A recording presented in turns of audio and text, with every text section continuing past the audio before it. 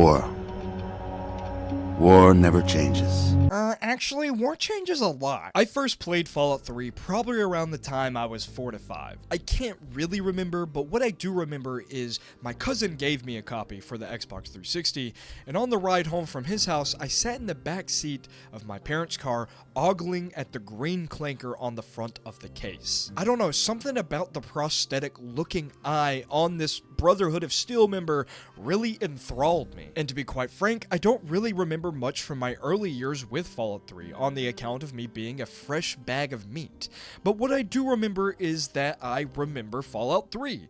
Which is important because there are a lot of games from my childhood that I played on the Xbox 360 that I don't remember at all. I recently bought this copy of Fallout 3 for the Xbox 360 along with these 2 expansion packs for the Xbox 360. And even though I already own Game of the Year Fallout 3 on both Steam and Xbox 360 already, something about that Fallout 3 case unlocked a hidden memory inside of my brain. So I bought it. Now, this specific copy of Fallout 3 is kind of special because it is a vanilla 1.0 2008 release version of Fallout 3. No DLC and no patches. This is as Fallout 3 as Fallout 3 could possibly be. Just the way that Todd Howard intended it. And today in this video, I want to talk about what that entails and my experiences specifically with Fallout 3 on the Xbox 360. Compared to most every other modern Bethesda title, excluding maybe Fallout 4, I have played Fallout 3 the least. But even with my lack of experience with Fallout 3, I can confidently say I don't like the intro all that much. It's fine for a first playthrough, it sets the tone of the game pretty well, but it's just too long for repeat playthroughs, and it leaves very little room for roleplay. All things considered, I don't like Fallout New Vegas as much as Fallout 3, but what I do appreciate about Fallout New Vegas is the intro gives you a blank slate character, which is optimal for roleplay. I opted to make my guy Rick Grimes though, because I've been watching through The Walking Dead recently, and I thought it would be fitting. As far as specials go, I put everything into intelligence. I don't think it really matters all that much though. By level 8, I'll be untouchable. One thing I do like about the intro though is escaping Vault 101. There is an actual sense of urgency, and I really like, even if they are mostly superficial, the choices you can make while in the vault, to help Butch or to not, to kill the Overseer or to not. The vault is your oyster, so to speak. Actually, while playing, I found a dialogue branch I had never found before with Butch on your 10th birthday. I'm hungry, and that stupid robot destroyed the cake. Give me that sweet roll you got from Old Lady Palmer. You what? Dang, I love those sweet rolls Old Lady Palmer makes. You little... Just stay out of my way, you got it? How's it? What'd Butch want? I thought you were in trouble there for a second. And honestly, I think the choices are what stuck with me the most about Fallout 3. In this game, you could be a goody two-shoes or Mr. Evil. And at the time, I hadn't played Fable yet, so there was nothing I could really compare it to. One choice you can't really make for yourself, though, is whether or not you leave the vault to chase after your father. But I wouldn't want to stay in the vault anyways, because...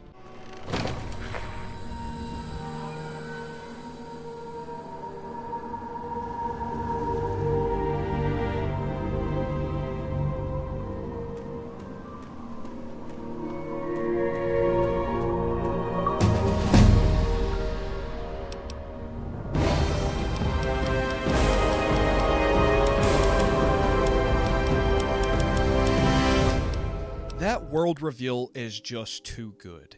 Even on the Xbox 360, it still sends shivers down my spine. And hey, since I don't have any of the DLC installed, I won't get bombarded with text box pop-ups. Now, I think I should talk about the elephant in the room, the graphics. I'm not faulting a game from 2008 running on hardware even older for not looking that good. The raw graphical and texture quality are fine, but they're very much a product of its time. Distant objects are blurry and smeared, and the outline of objects are jagged, and the FOV is so zoomed in I feel like I'm Schrodinger's cat stuck in a box. But one thing that even the Xbox 360 can't ruin is the art direction. I can't quite put my finger on it, but the world design combined with the overall art direction really does sell the package of wandering in a post-apocalyptic wasteland. And this might be heresy to say, but I think the Xbox 360 actually turns the creepy vibe up a notch or two, which plays into the benefit of the overall experience, I would say. I hopped on over to Fallout 3 on Steam and cranked up the settings to max, and while I appreciate the higher frame rate and FOV, I feel like the game just looks too clean on PC on max settings.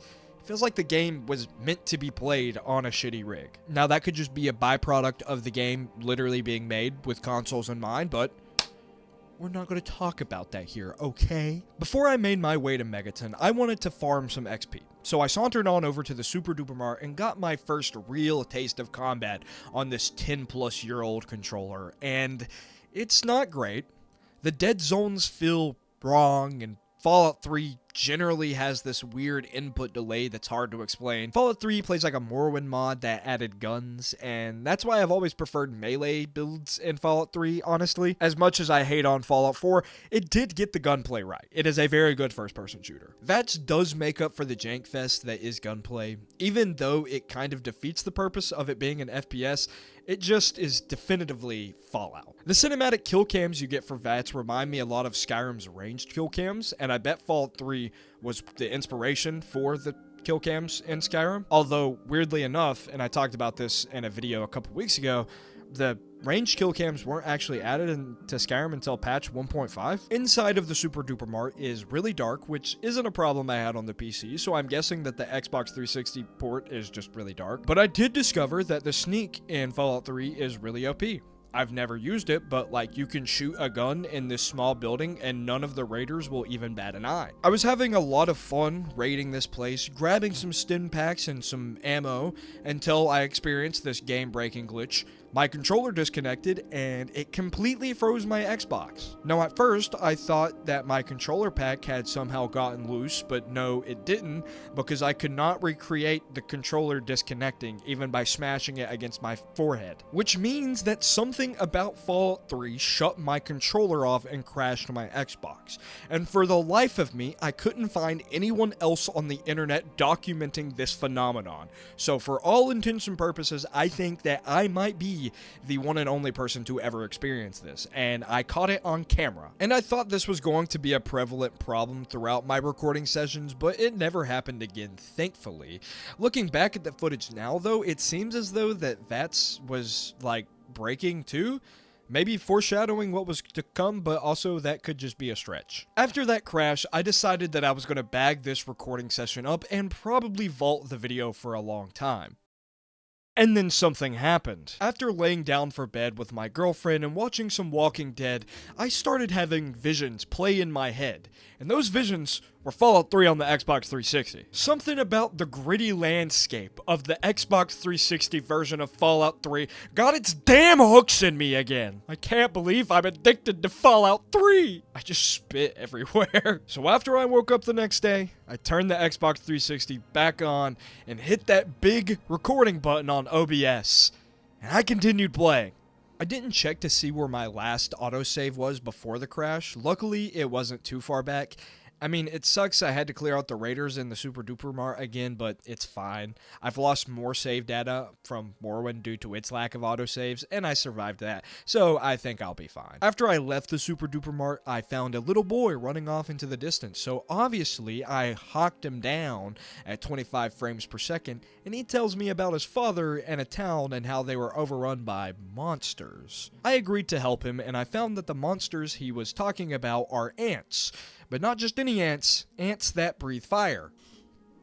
Todd, don't you think that's a little on the nose there, buddy? I eventually find the kid's dad dead, and when I tell the kid, he asks me if I'll help put an end to the ant infestation, and again I agreed, but quickly gave up because there was a very clear lack of direction. So instead, I went off to Megaton. Once outside of Megaton, I found out that you can kind of fly if you jump and grab an item, so I tried to levitate myself up to the sniper tower in Megaton, and after about 15 minutes, I gave up and decided I would do that whole thing about finding my dad. I meet with Colin Moriarty outside of his saloon, and he claims he knows about my dad.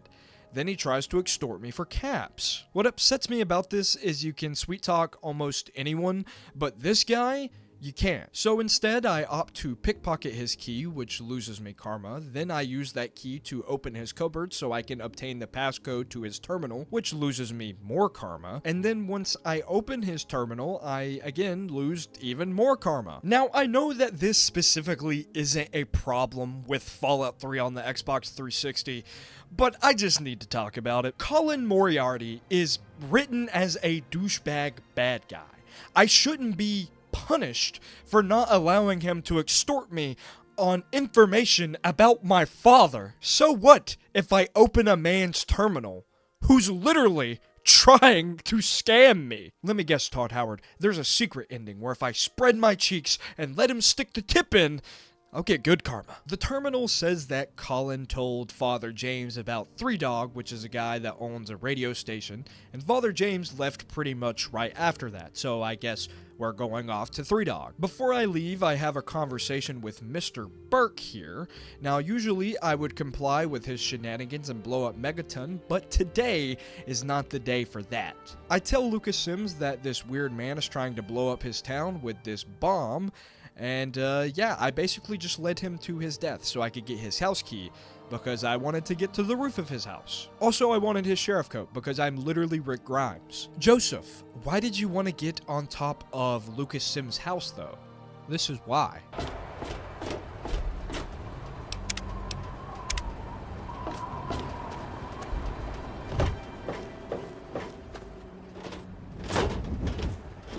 The more time I spend talking to you, the less I'm spending watching for raiders. How the hell did you get up here anyway? I had to watch a 16-year-old video to figure out how to do this, by the way. And even once I knew how to do it, it still took me like 30 minutes in this recording session, and then I made a YouTube short about it a couple days ago, and it took me like 30 more minutes to do it. This is the part of Fallout 3 that a lot of people hate on, and I don't really understand it. The metro station is not that bad at all, guys. You only have to interact with it once if memory serves, and it fits the vibe of Fallout 3 very well. It's pretty spooky and plays really well into the destroyed vibe of Fallout 3. Now, what I will say is apparently the Xbox 360 version of Fallout 3 never heard of Ben Franklin because it is dark as all get out in here. But it's not bad. It's pretty fun. I like it. Leaving the metro, I'm officially in the ruins of DC, where I'm greeted by an onslaught of super mutants and the Brotherhood of Steel slaughtering the onslaught, so I join the fray. Little side tangent, but as a kid I thought super mutants looked yellow, but now I think they're more green. But they aren't as green as the ones in Fallout 4. I make it to the clearing right outside of Galaxy News Radio and instinctively pick up the Fat Man in preparation for the super mutant behemoth.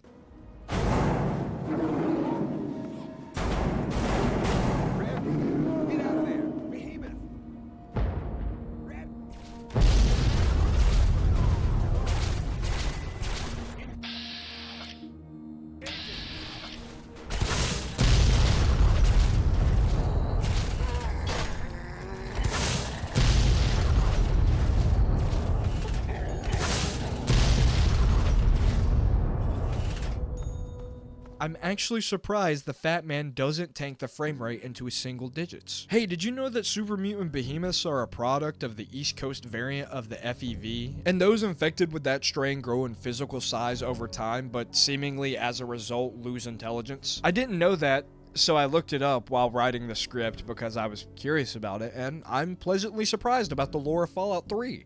Maybe I should do some Fallout 3 lore shorts.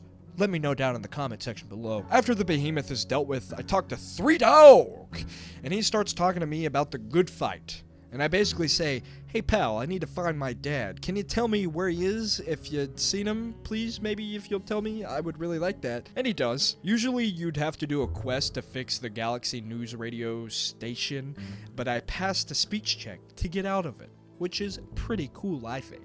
So we're going to stop playing Fallout 3 right there. And now I just kind of want to talk about my thoughts on the Xbox 360 port in general. Is it bad? No. Is it good? Yeah, I'd say it is actually. Even without the DLC and lacking graphics and poor frame rate, I was still enthralled because at the very core, it's still Fallout 3. And Honestly, Fallout 3 was kind of made for the Xbox 360 and PS3. If this is literally the only way you have to play Fallout 3, I don't think you're gonna explode. Now, I don't want to keep on playing Fallout 3 on the Xbox 360 because I don't really think I have much else to say about the Xbox 360 version as it is. I mean, this video would just kind of turn into a Fallout 3 video if I continued. But if you want to see me continue to play Fallout 3, well, if you get this video to 100 likes, I'll make a video of me finishing Fallout 3 on the Xbox 360. Without further ado, I'll see you bucketheads later. Peace.